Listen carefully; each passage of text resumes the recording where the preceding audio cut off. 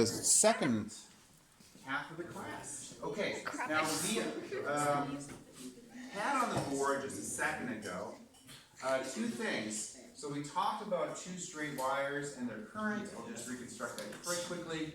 And we said, well, they're a distance L apart.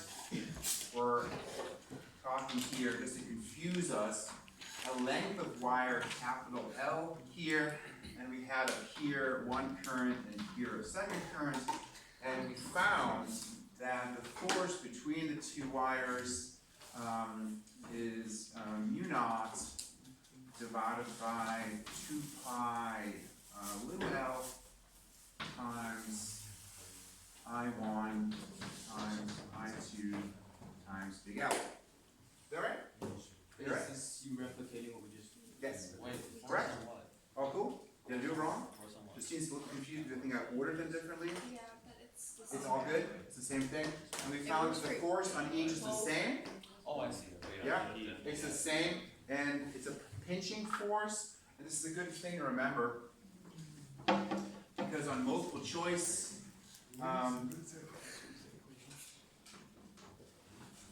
they oftentimes will have those kind of problems, and then if you just remember that force, if the current's the same direction, they attract each other, and if they're opposite directions, they repel each other. Okay? And so it's the opposite of charges, right? Because like charges repel, opposite charges attract. Here, like currents attract, and opposite currents repel. I don't know if that helps or hurts the whole process, but anywho, that's how it goes. Oh, I see. Okay? Yeah. So, let's come now to the problem that we then non-prudently erased to talk about, and I had it going into the board, I think. Did I? Yeah. Yes, I did.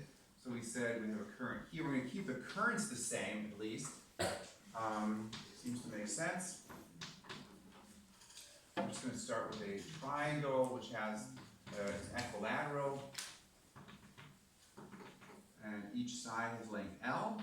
Now this is a good choice because we've already developed an equation for the force between two charges, between two wires carrying current. Good. So we actually can write out an expression quickly for any of the forces, right? Each of the forces in magnitude, right? So that means if we call this the left on the right, for example, that's equal to the F of the left on the top, okay, which is equal to the F of the top on the right. Is okay with that notation? Of course, the vice versa is the same as well. We're just talking the magnitudes here. They're all the same, and that's nice because it makes it a little more symmetrical. And the magnitude of the forces, what do we have to change about our little equation system here?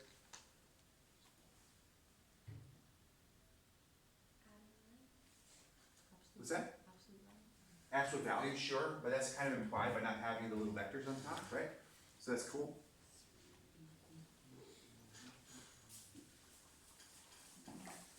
We made a choice that they have all the same current. Yep. Just 3 I. Just I's. Wait, no, 3? That doesn't make any sense. No, just I. Just I. Just replace I1 and I2 with I. Okay? So it becomes mu naught I squared, right? Now times L, that's kind of weird. Divided by 2 pi L. And just a warning, yes? Isn't L, isn't it? Kind of. So, but of course not. So Or basically. is it just DL, like a different? Okay, so there's two ways of doing this, and oftentimes what we'll do in this context, when we're talking about these long wires, we will say, if we're not designating this, right, we'll actually move the capital L to the left. And what that means is you can rewrite this as that kind of the force per length, the force density on this wire. So you imagine you're building an overland system, you've got these large wires going through, and you're like, per meter, there's so and so much force. Does that make sense? And if we do that, move the L to the right, we've got mu naught, so F, we can just call that F equals that. Okay, mu naught I squared divided by 2 pi L, where the L is the distance between the wires. That's actually a helpful thing. So this will be the force per meter. would be mu naught I squared over 2 pi L. So if you have overlying land lines, they're carrying 2 amps, they're 7 meters apart, you can figure out how much force per meter of length of wire there is. Make sense? Okay, good. Now, that's the magnitude of each of the forces. Let's draw in the directions of all the forces. There's 6, right? So that's silly. We only need to do 2, right? Because they're all the same. Right? Once we figured one charge out, one wire out, the other ones experience the same situation. So how about the top one? Do we pick the top one? So talk to me about the forces acting on the top wire. Justine? The top wire experiences 2 forces. In what direction are those forces pointing?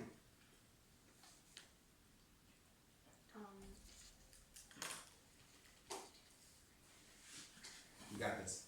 You actually did. So talk about the top wire and the left wire. Just think about those two. Okay, those 2 wires both have current going in the same direction or opposite directions? The same direction. And currents that flow in the same direction have an attractive or repulsive force. So we have 2 wires here which have current going in the same direction. And those, were they attracting or were they repelling each other? Attracting. So if you look at the top wire and the left wire, those 2 wires will attract or repel? Attract. That means that the force on the top wire will point in what direction? Down. Good. Yeah, good. So let's draw that in. Let's do yellow. So it'll have a force in this direction. And the magnitude is F, where we've already done that down here. That's F. And how about the force on the top wire due to the bottom right charge? Good, exactly. So that's the force there, and it's going to be the same magnitude. So, and what is there for the net force? Which direction does the net force on the top wire point? Straight down, exactly. So we can go there with a different color if we like. Do we like a different color? I like a different color. You guys like a different color? Okay. Sure. This way. So this is F total in that direction. And F total is straight down. How about the total force in the bottom left current? Which direction is that? Just point in the direction. If you look. Yes, I mean? Yeah, like this direction, right? How about the bottom right? So they all point towards the center of the triangle, right? All good? Good. Great. So let's find out the magnitude at F total. Because of symmetry, we can do this easily, the vector addition, correct? We can draw in here a little helper line. And this actually go a little bit deeper, I think. Here, a little bit. You got it? Makes sense? That looks right. Yes? Okay, good. So we have the total force. And now angles here. Unpack your nerd glasses there. That angle is 30 degrees, right? It's half of the angle of a 60, 60, 60, so it's 30. So this is, they're really small, but I can squeeze it in there. 30 degrees. Good. Okay. So that means that F total is equal to, bring us to the target here, Sammy. This Sammy. 2 times F cosine. Good. 2 cosine 30. If you want to super nerd it, you can be like root 3 over 2 or something, or 0.866 or something. But let's leave it in there for now. Everybody okay with that? Make sense? Fantastic. Now we have a value for F, obviously. That's this thing right there, and they might ask us to plug that in for the AP exam. So we can just do that. And it can be 2 times, let's do root 3 over 2 just because, you know, we're in nerd mode here.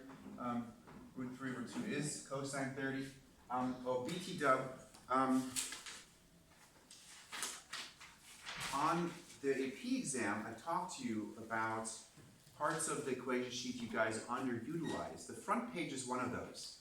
Okay, there's actually really cool stuff on here, including they give you all the like common sine, cosine, tangent of the important angles. Okay, including 37 and 53, which mathematicians don't recognize as important angles, but physicists do, because there are 3/5, 4/5, and 3/4 for sine, tan, and cosine. But anyway, they have 30 degrees on here, so you can just read it off here. It's root 3 over 2. You don't have to know that even. So math, you know, you can always kind of come back to this, right? Also, you know, while we're at it, pointing out math, helpful stuff. Nice equations on the last one.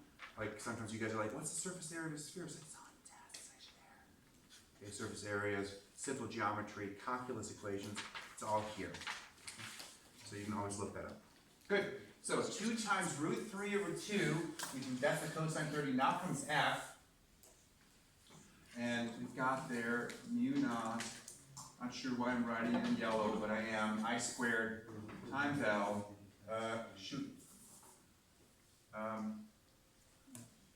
we're gonna do the thing, oh let's leave the L there, that's fine. L, and divided by 2 pi, there we go. So we can write it like that, and now for no reason at all, I'm switching to white, and kind of gathering terms. 2's cancel, right? So we've got root 3 times mu naught times I squared times L divided by 2 pi, little l, or we can put the L on the bottom and talk about the force per meter, the force density if you want to think about that, the linear force density, how much force does a wire experience per meter. Either one of those notations makes sense. Louis got kind of a crinkled brow a little bit. You got a question there? Me? Yeah, you. Oh, where did the 2 go from the top? We- But then the 2 didn't cancel on the bottom. Just This one canceled, but there's another 2 here. oh, there are 2 2s. Yeah, I squared, and then we have 2 pi L. That's actually a realistic AP Physics CE and M free response problem, this kind of thing, where they give you like fill things in, find the geometry, and all that stuff. Okay, so A, that's good. We have a nice little result. We found the force density per meter of those 3 wires exerting forces on each other. Okay, make sense so far? Good. Now let's add some questions here. Sam asked the question, or answered a question, and I'll just pose the question. Is there a point where the magnetic field created by this current configuration is 0? Where is the magnetic field? And I'm not asking you, Sam, because you already answered it to me earlier. I'm just asking everybody else. Claire? Do you think you have an idea where a magnetic field created by those 3 currents could be equal to 0? But combining all 3 of them? Yes, exactly. The magnetic field of all 3 currents together creating 0 magnetic field. I mean, I would have to get center if you're. That's a great. It's like symmetrically that seems like logical. Let's kind of reason it out just to check. Your intuition says it's 0, but we can check it, right? So in the center, are we equidistant from the 3 wires? Good. And they have the same current, so the 3 wires will create the same magnitude of. It does seem like the end of the world, doesn't it? Like, Yeah. okay, so we have 3 magnetic fields that are all equally strong. So we just want to make sure the directions add up correctly, right? So let's think about the magnetic fields created at the center. I'm going to go purple even though it's hard to see.